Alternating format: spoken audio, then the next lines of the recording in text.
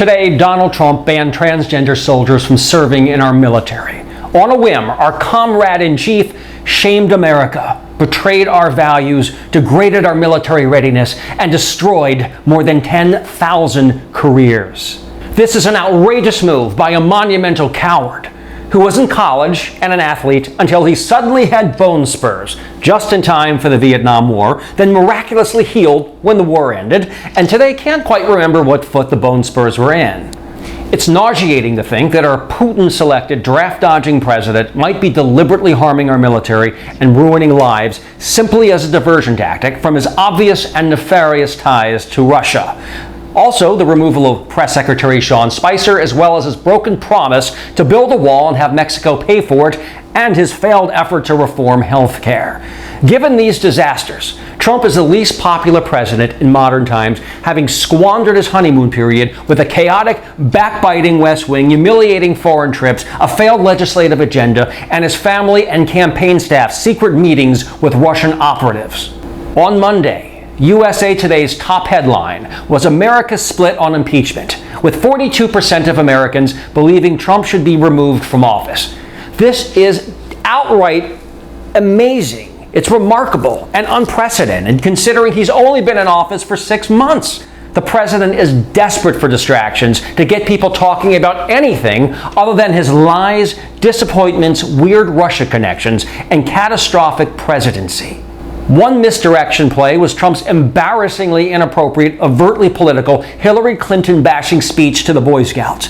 He followed up this monstrosity with vicious attacks on Attorney General Jeff Sessions. When these efforts at distraction flopped, Trump upped the ante by banning transgender service members. It's disgusting, it's pathetic, it's pitiful, and it is disgraceful.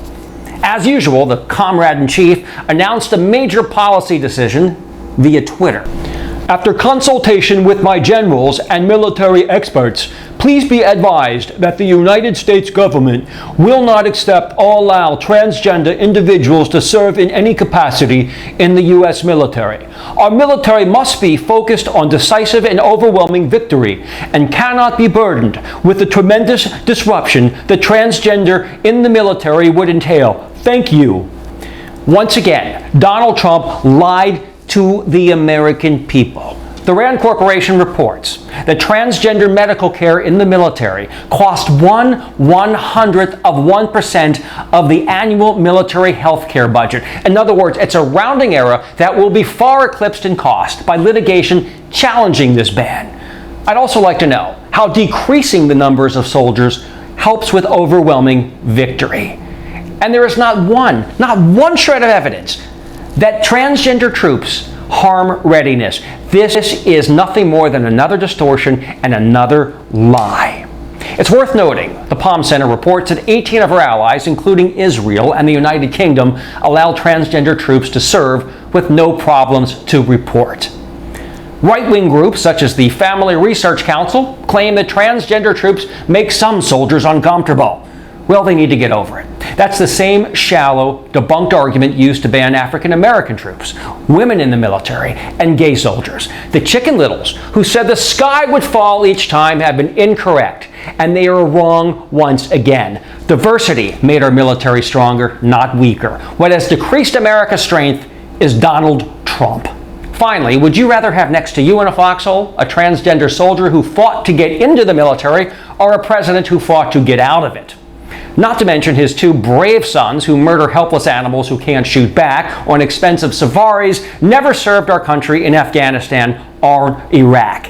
I think the real problem here is that the president is in a foxhole with his eyes glued to Fox News.